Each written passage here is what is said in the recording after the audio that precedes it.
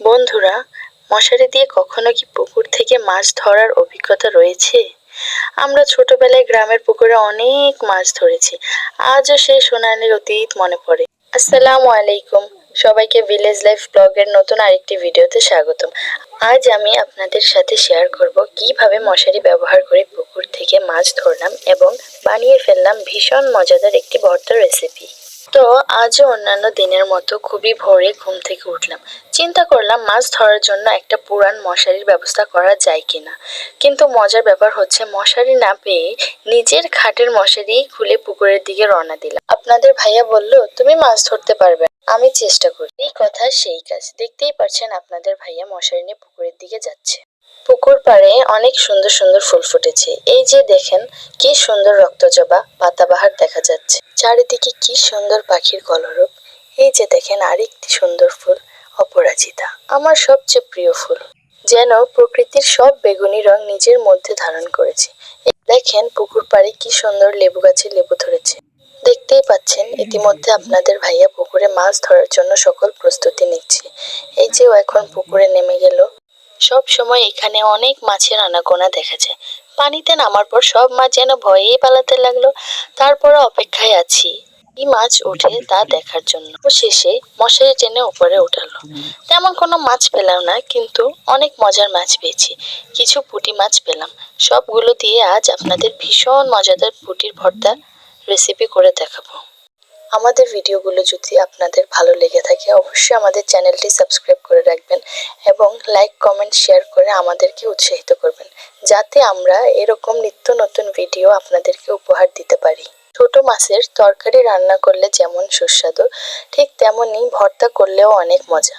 তাই আজকে আমি আপনাদের ভিন্ন রকমের ভর্তার রেসিপি করে দেখাবো। তো বন্ধুরা, প্রথমে পুকুর থেকে ধরা মাছগুলোকে আমি কেটে কুটে পরিষ্কার করে নিচ্ছিলাম। এর মধ্যে কিছু বড় বড় পুঁটি মাছও ছিল, যেগুলো আমি বটি দিয়ে কেটে নিচ্ছিলাম।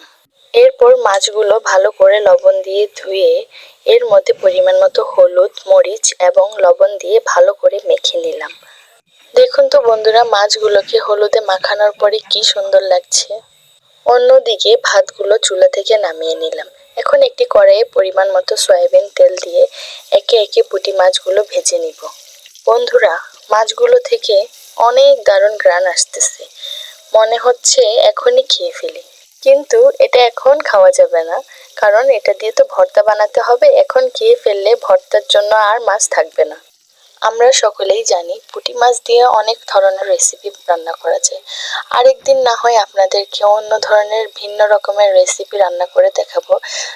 কথা বলতে বলতে এদিকে আমার মাছগুলোর এক পিঠ ভাজা হয়ে গেছে। তাই আমি এখন আস্তে আস্তে মাছগুলোকে উল্টে দিব, যাতে ভেঙে না যায়। বন্ধুরা, পুঁটি মাছের বিভিন্ন ধরনের রেসিপি আপনাদের কার কার পছন্দ আমাদেরকে অবশ্যই কমেন্ট করে জানাবেন। আপনাদের কমেন্ট পেলে আমি বিভিন্ন রকমের রেসিপি করে আপনাদের সাথে শেয়ার করব। মাছগুলো ভাজার পরে দেখেন কি সুন্দর লাগছে। এখন আমি ভর্তার জন্য শিলে মাছগুলো ভালোভাবে বেটে নিব। একটু কষ্ট হলেও 2-3 বার বেটে নিতে হবে, যাতে মাছের কাঁটা না থাকে। কাঁটা যদি থাকে সেটা আবার খাওয়ার সময় গলায় বেঁধে যাবে। তাই আমি ভালো করে মাছগুলোকে বেটে নিচ্ছিলাম। শিলে মাছ বাটতে একটু কষ্ট লাগছিল।